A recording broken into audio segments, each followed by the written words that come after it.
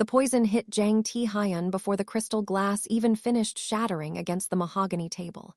1 second, he was the Shadow King, a man whose dragon tattoo represented an empire built on absolute fear. The next, his lungs felt like they were filling with wet concrete, and the very ink on his skin seemed to tighten like a noose. He tried to grip the edge of the leather booth, but his fingers refused to close. His vision fractured, turning the luxury restaurant's warm lighting into shards of jagged, broken glass. Across the table, his fiancée, Seo Yura, didn't scream for help or show a flicker of shock.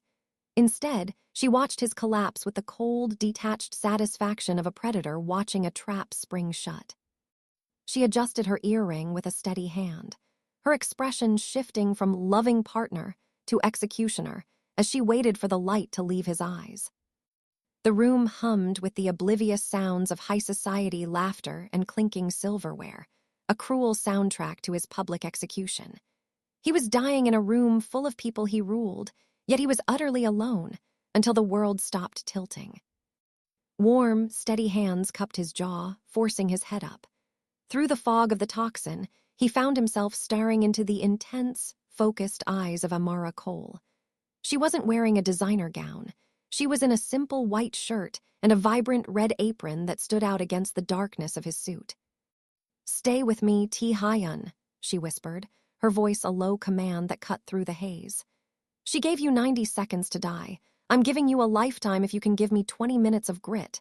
Do not close your eyes." The mahogany table felt like a slab of ice against Tae-Hyun's cheek, a brutal contrast to the fire erupting in his veins. Through a haze of fractured light and the rhythmic thumping of the jazz band, he watched the hem of Yura's silk gown swirl as she turned her back on his dying form. She didn't scream. She didn't even flinch. She simply walked away, leaving the Shadow King to be swallowed by the dark. Then the world stopped tilting. A pair of warm, steady hands cupped his jaw, forcing his unfocused gaze upward. It wasn't the scent of Yura's expensive perfume that reached him, but the sharp, clean smell of antiseptic and industrial soap. Amara Cole leaned in, her red apron a vibrant, defiant slash of color against the dim VIP booth. Her eyes were locked onto his, intense and devoid of the fear he was used to seeing in others. "Stay with me, Tae-Hyun," she hissed, her voice a low, commanding vibration near his ear. "You have 90 seconds before your heart gives up. I'm giving you a lifetime if you can give me 20 minutes of grit."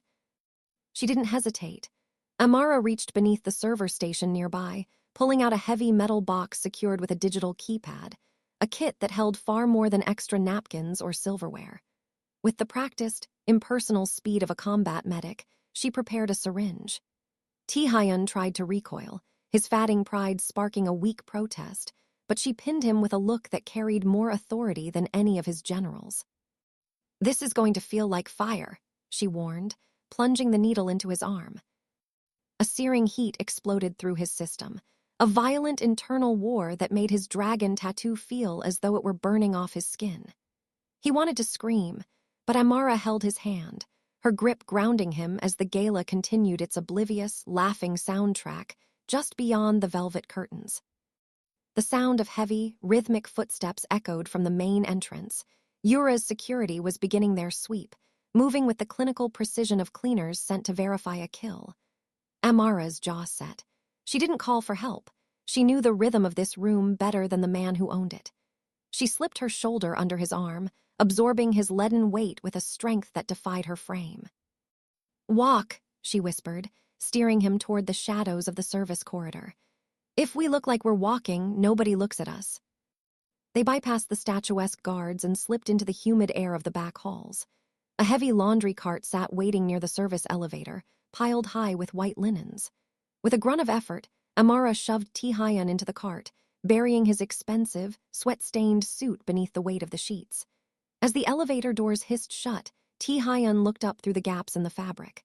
Amara stood over him, her silhouette sharp and steady. For the first time in a decade, the king wasn't in control, and as the darkness of the cart took him, he found he didn't mind. The hum of a struggling air conditioner was the first thing Tae-Hyun heard, a rhythmic, mechanical rattle that replaced the smooth jazz of the gala. When he forced his eyes open, The world didn't return in shards of crystal and gold, but in water-stained concrete and the harsh flicker of a single fluorescent bulb. He tried to sit up, but his muscles felt like frayed rope, and a sharp tug in his forearm anchored him to the thin mattress. A clear plastic tube ran from a bag of saline into his vein, the liquid cold as it entered his system. "Don't fight the IV," a voice steady as a heartbeat commanded from the corner. Tae-Hyun turned his head. The movement sent a dull ache radiating from the base of his skull. Amara sat at a small wooden desk, the red apron gone, replaced by an oversized gray sweatshirt. She was focused on a laptop screen, the blue light reflecting in her tired but alert eyes. The room was small, tucked away in a basement that smelled of damp earth and rubbing alcohol. There were no windows, no mahogany furniture, and no guards standing at attention. "Where am I?" he rasped, his throat feeling as though he had swallowed glass. "A place that doesn't exist on any map Yura's people are checking," Amara replied, finally looking up. She walked over, checking the monitor beside his bed with a quiet efficiency. "You're in a basement clinic in a neighborhood where people come to be forgotten. To the staff upstairs, you're just another John Doe with a bad reaction to street drugs. No name, no history, no dragon tattoo on the intake form." Tae-Hyun looked down at his chest. A heavy bandage was taped over the center of the dragon's coiled body, but he could see the ink peeking out from the edges, a permanent reminder of the man he used to be. "I need to get to my estate, my private physician." "Your private physician is likely on Yura's payroll by now," Amara interrupted, her voice flat and devoid of pity. "If I had taken you to a real hospital, the Shadow King would have been declared dead before he hit the ER doors. Right now, the world thinks you died in that VIP booth. There's already a story circulating about a tragic cardiac event." Tae-Hyun gripped the edge of the metal bed frame, his knuckles turning white. The weight of the betrayal was a physical pressure, more suffocating than the poison had been. Everything he had built, the loyalty he thought he had bought, the fear he had cultivated, had evaporated the moment he hit the floor. "You're a ghost now, Tae-Hyun," Amara said, her hand momentarily resting on the railing of his bed.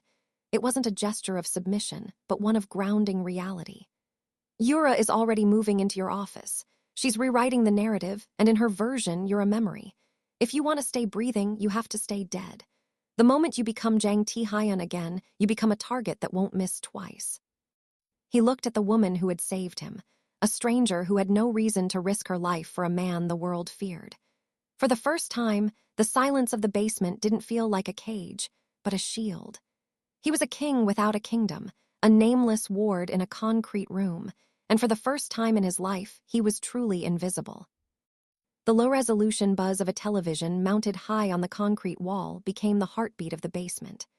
Amara stood by the screen, her arms crossed over her sweatshirt, her face a mask of grim focus as she adjusted the antenna. The image flickered to life, revealing the polished marble facade of the Lee Syndicate headquarters, Tae-Hyun's fortress, now transformed into a stage. Seo Yura stood at the center of a forest of microphones, her beauty weaponized. She wore a charcoal suit that looked like armor and a delicate black lace veil that partially obscured her eyes. She reached up with a gloved hand to dab at a stray tear that never quite fell, the very picture of a devastated fiancé. Tae-Hyun watched from his metal bed, the saline drip in his arm feeling like liquid lead. Jang Tae-Hyun was not just the leader of this organization. Yura's voice crackled through the cheap speakers, smooth and melodic, betraying none of the coldness he had seen in the VIP booth. "He was my heart.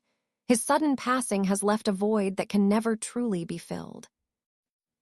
Tae-Hyun felt a different kind of poison in his gut now, the slow, burning realization of a total coup. As she spoke, the camera panned behind her. His personal guard, men who had sworn their lives to the dragon on his chest, were nowhere to be seen. In their place stood a row of new, unfamiliar faces in tactical gear, led by a man Tae-Hyun recognized as a disgraced former captain he had exiled years ago. "To ensure the stability he worked so hard to build," Yura continued, her voice hardening with newfound authority, "I am stepping in as acting CEO and chairperson. My first act is a total restructuring. Effective immediately, the previous security detail has been relieved of duty to ensure a fresh start for our family. The screen cut to footage of his old guard being escorted out of the building, their weapons stripped, their heads hung in shame, or perhaps relief that they weren't being buried alongside their boss. Tae-Hyun gripped the thin hospital blanket until his knuckles turned ashen. He had built an empire on the idea that he was the sun, and everyone else was a planet orbiting his light. He realized now they weren't orbiting him at all. They were just waiting for him to burn out so they could take the warmth for themselves. "She's efficient," Amara said quietly, switching off the TV before the images could do more damage. "She had the press releases ready before your heart even slowed down." Tae-Hyun stared at the blank screen, his reflection a pale, ghost-like smudge in the glass. He was a king without a throne, watching a mourning performance for a man who wasn't even dead yet. The betrayal was no longer just a physical ache. It was a public execution of his legacy. He looked at Amara, the only person in the city who wasn't currently celebrating his demise. "She thinks she's inherited a kingdom," Tae-Hyun rasped, his voice vibrating with a dangerous, quiet heat. "She doesn't realize she's just moved into a tomb." Tae-Hyun's fingers curled into the thin hospital blanket, his gaze shifting from the dark television screen back to the woman who had effectively kidnapped him into salvation. The silence of the basement felt like a heavy weight, one he tried to displace with the only tool he had ever known: authority. "The remote," Tae-Hyun rasped, his voice regaining some of its gravelly edge. "Find a way to bypass the encrypted feed for the internal security cameras at the headquarters. I need to see who else is standing with her." Amara didn't move. She remained by the small kitchenette, pouring a cup of dark, bitter-smelling coffee. "The remote is where it belongs," she said without turning around. "And your security feed is a ghost signal. If you try to ping those servers, you might as well send Yura a flare with our GPS coordinates." "Don't tell me what I can't do," Tae-Hyun snapped, the old reflex of command surfacing like a shark in dark water. He gestured toward the laptop on the desk. "Set up a secure line. Reach out to my offshore holdings in Macau. I'll make it worth your while, more money than 100 years of tips at that restaurant. Just do as I say." Amara finally turned, but she didn't look at the money he was offering with his words. She looked at him. She walked over to the bed, her expression flat, her presence as immovable as a mountain. She set the coffee cup down on the metal tray with a sharp clack that echoed in the small space. "You're still talking like a man who has people behind him," she said, her voice quiet but vibrating with a hard, earned truth. "But look around, Tae-Hyun. There are no soldiers here. There are no sycophants waiting to laugh at your jokes or execute your whims. In this room, you aren't a CEO or a shadow king. You're a man who couldn't even keep his own dinner down 4 nights ago." Tae-Hyun bristled, his ego flaring. "I am the head of the Lee Syndicate, my name." "Your name is a liability," she interrupted, leaning over the bed rail until she was inches from his face. "In my world, the one you've spent your life looking past while you walk to your VIP booths, titles don't mean a thing. A title didn't recognize that poison. A title didn't carry you through a service corridor. Character is the only currency that doesn't devalue when the lights go out." She straightened up, her eyes narrowing. "My father was a combat medic. He saved saints and he saved monsters, and he taught me that the only difference between them is what they're willing to lose for someone else. Right now, you haven't lost for anyone but yourself. If you want my help, stop trying to buy me and start trying to be worth the air I'm helping you breathe." The room went still. For the first time in a decade, someone had looked past the dragon tattoo and the expensive suit and found the man underneath wanting. Tae-Hyun looked at his hands, the hands that had signed death warrants and built a billion-dollar empire. They were shaking, not from the poison, but from the sudden, terrifying realization of his own emptiness. The dragon didn't roar. He sat in the silence of the basement, listening to the hum of the refrigerator, and for the first time he really looked at the woman in the red apron. "Tell me," he whispered, his voice stripped of its bark. "Tell me what I need to do." The transition from a hospital bed to a clandestine operation was seamless, driven by the cold necessity of survival. Amara didn't move like a soldier, but like a a skill honed by years of navigating crowded dining rooms without being truly seen. She had traded her red apron for a nondescript black hoodie, her hair tucked tightly under a beanie. In her pocket sat 3 high-gain microphones, no larger than a coat button. Provided by one of the few black market contacts Tae-Hyun hadn't managed to alienate during his reign. Tae-Hyun sat in the dim light of the basement, a pair of heavy headphones clamped over his ears. His breath hitched as the audio feed crackled to life, the familiar, elegant chime of silver against porcelain signaling that Amara had successfully breached the VIP suite of the Gilded Dragon, the very restaurant where his empire had been born. "Testing," Amara's voice whispered, a mere ghost of a sound through the microphone hidden behind a velvet curtain. Seconds later, the heavy oak doors of the suite groaned open, and the sharp, rhythmic click of Yura's stiletto heels filled Tae-Hyun's head. "The appraisal is complete," Yura's voice came through, devoid of the morning tremor she had used for the cameras. "The shipping lanes, the real estate holdings, and the pharmaceutical wing, everything is packaged and ready for the highest bidder. I want the Lee Syndicate liquidated by the end of the month." Tae-Hyun flinched as if he'd been struck. Beside Yura, the gravelly voice of Director Han, his oldest board member, rose in protest. "Chairperson, the Lee legacy." Tae-Hyun spent 20 years building these pillars. To sell them off to foreign conglomerates is to erase everything he was. "Exactly," Yura snapped, the sound of a silk chair being pulled back echoing like a gunshot. Tae-Hyun was a sentimentalist disguised as a shark. He sat on these assets like a dragon guarding a hoard of useless gold. "I have no interest in ruling a kingdom of dusty traditions. I want the cash, Han. I want a life that doesn't smell like gunpowder and old blood." Tae-Hyun closed his eyes, his hand trembling as it rested on the basement's cold concrete floor. He had loved her because he thought she understood the weight of his crown, but to Yura, the Syndicate was nothing more than a clearance sale. She wasn't just stealing his throne. She was burning the map so he could never find his way back. "The offshore buyers are waiting in Geneva," Yura continued, her tone chillingly bored. "Once the final contracts are signed, the Lee name will be a footnote. Now tell the kitchen to bring the appetizers. I'm starving." The feed cut to static as Amara withdrew. A few minutes later, the basement door creaked open, and she stepped inside, the cold night air clinging to her clothes. She didn't ask if he had heard. The shattered expression on his face told the entire story.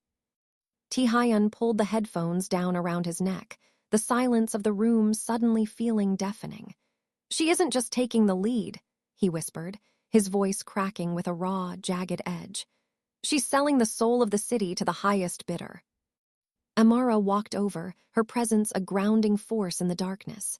"Now you know," she said quietly. "She never cared about the dragon, she just wanted the fire." Tae-Hyun looked up at her, the last of his arrogant delusions turning to ash. "Then we don't just stop her," he said, his eyes finally clearing with a lethal, focused intent. "We strike the ledger. We make sure that when she tries to sell my name, it's worth absolutely nothing." The basement was no longer a tomb. It had become a nerve center. The rhythmic hum of the laptop's cooling fan was the only sound in the cramped space as Tae-Hyun's fingers flew across the keys, his face illuminated by the cold, blue glow of the screen. The poison had left his muscles weak, but his mind had never been sharper. He was no longer a man of physical violence. He was a ghost haunting the very digital architecture he had commissioned to protect his secrets. Amara watched from the doorway, her arms crossed, her eyes tracing the lines of code and the cascading windows of private server access. She saw the dragon in a new light, not as a conqueror of streets, but as a silent predator of information. With a single, decisive keystroke, Tae-Hyun bypassed the Syndicate's primary firewall, dragging a cache of encrypted files into the light. "It's done," he whispered, his voice a jagged rasp of satisfaction. Across the city, in the high-rise offices of the Lee Syndicate, the board members' tablets and phones began to chime in a dissonant, frantic chorus. Private messages, recorded voice notes, and wire transfer receipts, all detailing Yura's secret negotiations to sell the company, flooded their screens. The messages were cold, calculating, and unmistakably hers. In one, she laughed about the tragic heart failure that had paved her way to the chair. Tae-Hyun watched the internal server logs light up like a city under bombardment. He could almost feel the panic radiating from the boardroom. He wasn't just leaking data. He was dismantling the illusion of her competence. He was showing his old guard that the woman they now feared was nothing more than a scavenger picking at the bones of a giant. But the ghost strike did not go unnoticed. In the penthouse office, Seo Yura stared at her own desktop, her face pale with a fury that transcended mere anger. Her reflection in the darkened window looked like a shattered porcelain mask. She knew these files. They were stored on a drive only two people had the keys for, herself and the man she had watched collapse at the Gilded Dragon. "He's not dead," she breathed, the realization hitting her like a physical blow. Her eyes shifted to the security footage from the night of the gala, pausing on a grainy frame of a waitress in a red apron. The woman had disappeared the same night the body was supposed to have been collected from the morgue. Yura reached for her secure line, her voice trembling with a lethal, quiet intensity. "Cancel the liquidation meetings. I want every street-level asset, every mercenary, and every informant on high alert. Find the waitress. She's the one holding his leash." She paused, her gaze narrowing at the screen. "And tell them there is a $10 million bounty on her head. I want her alive long enough to tell me where he is hiding. The Shadow King thinks he can haunt me. I'll burn the city down to find the room he's breathing in."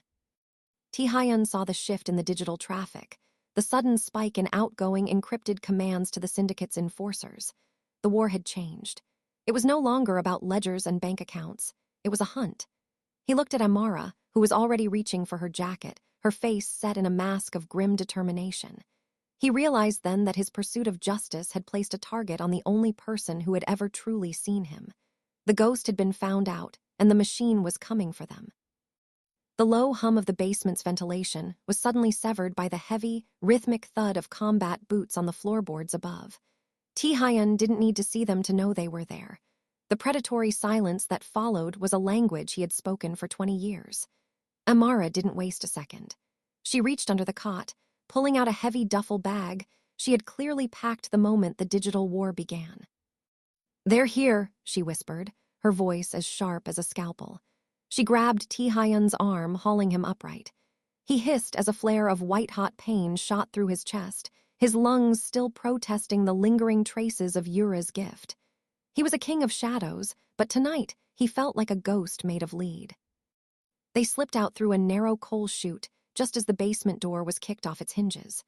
The night air hit them, cold and smelling of rain and wet asphalt. Amara led him into the labyrinth of the city's back alleys, her hand never leaving his elbow, steering him through the darkness with a familiarity that saved them from a dozen dead ends. Behind them, the screech of tires and the frantic barking of radio commands echoed off the brick walls. Yura wasn't just searching. She was hunting with the desperation of someone who knew her empire was built on a lie. "The subway," Tae-Hyun managed to rasp, his breath coming in shallow, ragged bursts. "It's too open. They'll have the cameras." "Not the public lines," Amara replied, pulling him toward a rusted maintenance hatch hidden behind a row of overflowing dumpsters. "The old freight tunnels. They don't exist on the modern grid." They descended into the belly of the city, the air turning thick with the smell of ozone and ancient dust. The tunnels were a graveyard of rusted tracks and flickering orange service lights. Tae-Hyun leaned heavily against the damp concrete wall, his signature dragon tattoo slick with a cold sweat that made the ink look like it was melting. He looked at Amara, her face set in a mask of grim determination, her red apron long gone, replaced by the shadows of a fugitive. He had spent his life looking down at people like her from penthouse windows, never realizing that the true pulse of the city beat down here, in the dark, among the resilient. Above them, the muffled vibration of the city's heart continued, oblivious to the life-and-death struggle beneath the pavement. They moved like twin shadows, navigating the subterranean veins of Seoul. Every drip of water sounded like a footstep. Every scurrying rat sounded like a silencer being readied. "Why are you doing this?" Tae-Hyun asked, his voice barely audible over the distant roar of a passing train. "There's a bounty on your head now. You could walk away." Amara stopped, turning to look at him. The orange light caught the amber in her eyes, making them glow with a fierce, unyielding light.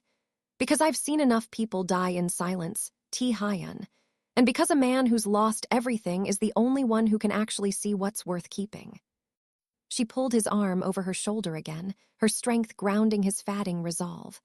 "Keep moving. We're not dying in a hole tonight." They vanished deeper into the tunnels, two ghosts haunting the machine, while above, the woman who thought she had one began to realize that the dark was much deeper than she had ever imagined. The steam from the industrial pipes in the subsector warehouse curled around Tae-Hyun's silhouette, mimicking the dragon that climbed his neck. He sat not on a throne of leather and gold, but on a rusted shipping crate, his hands resting empty on his knees. Across from him, the shadows shifted as three men stepped into the low light, rivals who had spent a decade praying for his demise. In the old world, this meeting would have ended in a hail of gunfire, but tonight, the air was thick with something far more dangerous than laid: the truth. "You look thin, Tae-Hyun," Chairman Kang remarked, his voice echoing off the corrugated metal walls. He kept his hand near his waistband, his eyes darting to the dark corners where he assumed Tae-Hyun's snipers were hidden. "And you're late. We heard the funeral was lovely. Yura wept like a saint." Tae-Hyun didn't flinch at the mention of her name. He looked at Kang, then at the others, his gaze stripped of the performative cruelty that used to define him. "There are no snipers in the rafters, Kang. There is no backup coming. I am a dead man standing in front of you, and I've brought you a gift." He tossed a small, encrypted drive onto the concrete floor. It skittered to a stop between them. "That is the ledger of Yura's private negotiations with the Geneva conglomerates. She isn't just taking my chair. She's selling the entire infrastructure of this city to foreign interests who don't know your names and don't care about your families. By next month, your territories will be corporate zones, and you'll be hunting for scraps in your own streets." The rivals exchanged glances, the bravado in the room flickering. They were used to Tae-Hyun the conqueror, the man who demanded tribute or blood. They didn't know how to handle Tae-Hyun the truth-teller. "Why tell us?" one of them asked, his voice low. "Why not just let her burn it all down?" "Because I spent my life building a cage and calling it a kingdom," Tae-Hyun said, his voice steady. "I thought power was the number of people who feared me. I was wrong. Power is the person who stays when the fear is gone." He glanced toward the heavy steel door where Amara stood watch. She wasn't an enforcer. She didn't carry a weapon. She carried the weight of his survival. Seeing her there, grounded and unyielding, Tae-Hyun realized that his old life, the mansions, the armored cars, the endless cycle of betrayal, had been a prison of his own making. Amara hadn't just saved his life. She had built a fortress around his soul, a place where he could finally breathe without looking for a knife in the dark. "I'm not here to ask you to follow me," Tae-Hyun continued, standing up slowly, his movements still pained but purposeful. "I'm here to tell you that the dragon is dead, but if you want to save this city from being liquidated, you'll stop fighting over my ghost and start looking at the woman who's holding the match." As he walked toward Amara, leaving the drive on the floor, he felt lighter than he had in 20 years. He didn't need a syndicate to be powerful. He had the truth, and he had the one person who had seen him at his worst and refused to look away. He stepped into the night beside her, no longer a king, but something far more formidable, a man who had nothing left to lose and everything to fight for. The grand ballroom of the Lee Syndicate headquarters was a sea of black silk and practiced grief. Crystal chandeliers cast a cold, shimmering light over the elite who had gathered for the end of mourning gala, a celebration of a legacy being buried and a new era being sold. At the center of the room, Seo Yura stood on the dais, her black lace veil pushed back to reveal a face of triumph disguised as solemnity. She raised a glass of vintage champagne, ready to toast to the final liquidation of the dragon's empire. "To the memory of Jang Tae-Hyun," she began, her voice amplified by the silent, expectant room. "A man who—" The heavy oak doors at the back of the hall didn't just open. They were thrown wide with a resonance that silenced the orchestra. Every head turned. Standing in the threshold was a man who should have been a memory. Tae-Hyun didn't wear a tuxedo. He wore a simple, dark overcoat, his face pale but his eyes burning with a clarity that froze the breath in Yura's throat. Beside him, dressed in a clean, sharp suit that hid the scars of the last few weeks, stood Amara Cole. She didn't look like a waitress or a fugitive. She looked like the guardian of a ghost. A collective gasp rippled through the crowd as Tae-Hyun walked down the center aisle. He didn't move with the swagger of a warlord, but with the deliberate, heavy pace of a man who had walked through the fire and come out forged in steel. He reached the dais and stepped up, ignoring the guards who stood paralyzed by the sight of a dead man walking. Yura's glass trembled in her hand, the champagne spilling over her knuckles like melted gold. Tae-Hyun, this is an impossible trick. The only trick, Yura, was believing you could sell a soul you never owned, Tae-Hyun said, his voice carrying to the furthest corners of the room without the need for a microphone. He reached into his pocket and pulled out a small remote, clicking it once. The massive screens behind the dais, intended to show a montage of his life, suddenly flickered to a different reality. The room watched in stunned silence as the recordings from the Gilded Dragon played, Yura's cold admission of the poisoning, her laughter at his heart failure, and the signed contracts to liquidate the city's future to the highest bidder. The evidence was absolute, a digital execution of her credibility. The board members shifted, their loyalty to her evaporating like mist in the sun.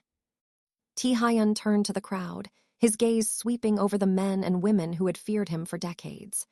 "I am back," he said, and for a moment, the old chill of the Shadow King returned. "I reclaim this chair, this title, and every debt owed to the Lee name." Yura collapsed into a chair, her face a mask of ruined ambition. The guards moved toward her, not for protection, but for detention. Tae-Hyun looked at the room, then at Amara, who stood at the base of the stairs, her steady presence the only thing keeping him grounded in this world of ghosts. "But I didn't come back to rule," Tae-Hyun continued, his voice softer now, yet more powerful. "I came back to end it. As of tonight, the Lee Syndicate is dissolved. The assets will be returned to the city's public trusts, and the legacy of fear ends here. I'm burning the old system down." He stepped off the dais, leaving the crown in the dirt. He walked to Amara, taking her hand as the room erupted into a chaos he no longer cared to control. They walked out together, leaving the burning remains of an empire behind them, stepping into the cool night air as two people who finally knew the price of freedom.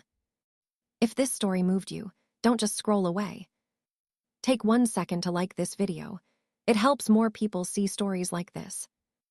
And if you believe kindness like this still matters, subscribe to the channel.